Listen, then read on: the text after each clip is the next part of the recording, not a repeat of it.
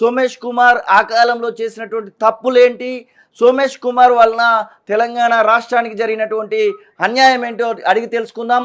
అసలు PC Ghosh commission ఎలాంటి ఆలోచన చేస్తుంది అనేటువంటి విషయాన్ని కూడా అడిగి తెలుసుకుందాం. సార్ నమస్కారం. హలో సార్ నమస్కారం, మీరు లైవ్లో ఉన్నారు. అవును సార్ అప్పుడు గవర్నమెంట్ లో సోమేష్ కుమార్ గారు మరి ప్రధాన కార్యదర్శిగా వ్యవహరించారు. ప్రధాన కార్యదర్శిగా వ్యవహరించడం వల్ల మరి మొత్తంగా కాళేశ్వరం ప్రాజెక్టుకు సంబంధించిన నిర్ణయాలలో వారిది ఒక పాత్ర ఉంటది. ఆ కారణం చేత సోమేష్ కుమార్ గారిని విచారణ చేయాలని విచారణ కమిషన్ ఆలోచించడం చాలా సహజం కదా. అవును, అందుకనే ఆ విచారణ కమిషన్ వారు రమ్మని అడుగుతున్నారు.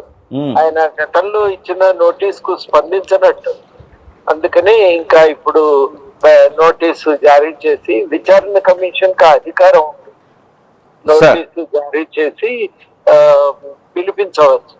ఆ రకంగా పిలిపించే ప్రయత్నం చేస్తున్నారు విచారణ కమిషన్ వారు.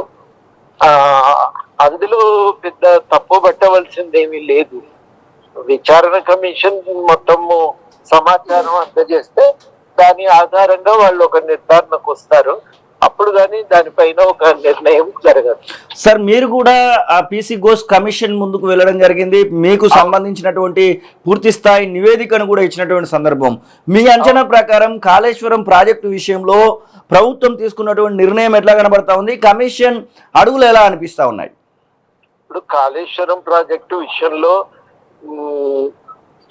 క్యాగ్ నివేదిక కూడా చాలా తప్పులు లేవని, సరి అయిన ప్రణాళిక లేకుండా ప్రాజెక్టు మొదలుపెట్టి తర్వాత దానికి డబ్బులకు సంబంధించిన ఒక అంచనా కూడా లేదు. ఆ అంచనా లేకుండానే వాళ్ళు మరి దానిపైన నిధులు ఎక్కడి నుంచి వస్తాయి ఏందనేది పూర్తిగా బేరీజ్ వేసుకోకుండానే హడావిడిగా మొదలు పెట్టారనేది కూడా ఉంది. తర్వాత పని జరుగుతున్నప్పుడు కాంట్రాక్టర్ కు మేలు చేసే విధంగా చాలా నిర్ణయాలు జరిగినాయనే ఆరోపణలు. ఖచ్చితంగా నీళ్ల పైన కూడా ఎక్కడి నుంచి ఏ మేరకు ఏ మోతాదులో దొరుకుతాయనే అంచనా కూడా లేకుండా వీళ్ళు ప్రాజెక్టు మొదలు పెట్టారనేది ఉంది. చాలా విషయాల్లో వాళ్ళు తప్పులు లేవనెత్తారు.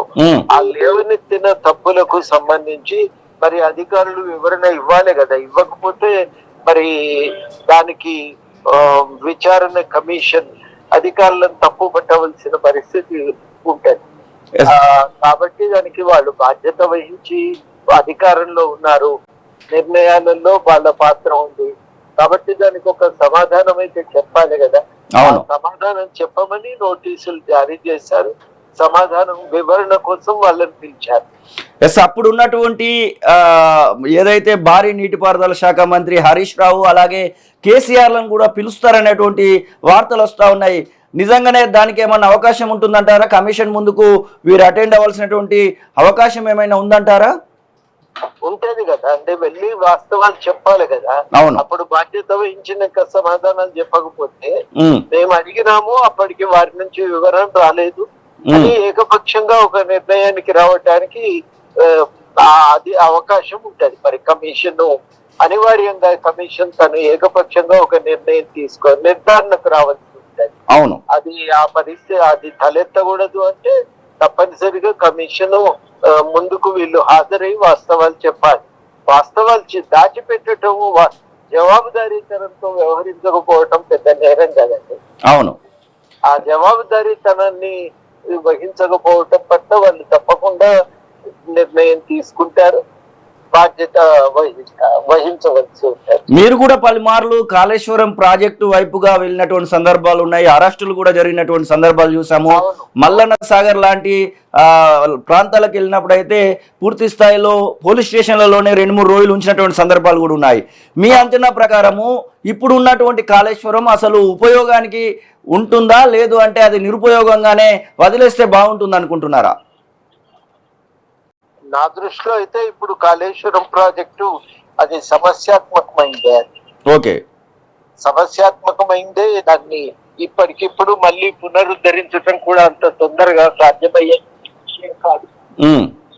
ఎందుకంటే ఏ పిల్లర్ బాగుందో ఏ పిల్లరు చెదిరిపోయిందో కూడా మనకు తెలియట్లేదు ఇప్పుడు. ఓకే.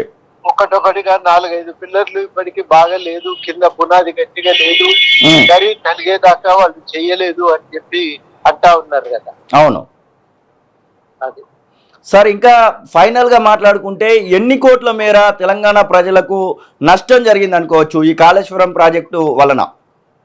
అయిన ఖర్చు 1,00,000 కోట్లు. ఉమ్, 1,00,000 కోట్లు ఖర్చు అయినప్పుడు ఉమ్, మరి ఇప్పుడు బాధ్యత అయితే తీసుకోవాలి. అవును సార్. Thank you. 1,00,000 కోట్లలో ఎంత ఖర్చు అయిందంటే ఎంత లేదన్నా ఇప్పుడు కనీసంగా ఒక 15 కోట్ల దాకా అనుకుంటా, 15,000 కోట్ల దాకా ఒక్కో బ్యారేజ్ మీద ఖర్చు అయినట్టు. అవును.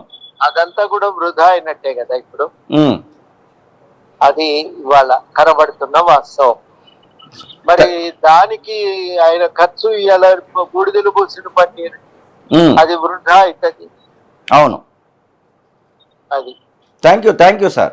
ఇది ఎమ్మెల్సీ ప్రొఫెసర్ కోదండరాం చెప్తున్న మాటలు. ఖచ్చితంగా తెలంగాణ రాష్ట్రానికి సంబంధించినటువంటి విషయంలో ఒక గుదిబండగానే కాళేశ్వరం ప్రాజెక్ట్ కనబడుతుందనేటువంటి మాటనైతే ప్రొఫెసర్ కోదండరాం చెప్తున్నటువంటి పరిస్థితిని మనం చూస్తూ ఉన్నాం. గతంలో చీఫ్ సెక్రటరీగా పనిచేసినటువంటి సోమేష్ కుమార్ పైన ఖచ్చితంగా గురి పెట్టినట్టుగానే కనబడతా ఉంది రేవంత్ సర్కారు. ఖచ్చితంగా సోమేష్ కుమార్ విషయంలో ఇటు పీసీ ఘోష్ కమిషన్ కూడా పూర్తి స్థాయిలో నివేదికను ఖచ్చితంగా ఇవ్వాల్సిందే అంటూ ఒక ఓపెన్ నోటీస్ కూడా ఇవ్వబోతా ఉన్నారు. అసలైన తొలి వెలుగు. ఫాలో వాట్సాప్ @తొలి వెలుగు అఫీషియల్.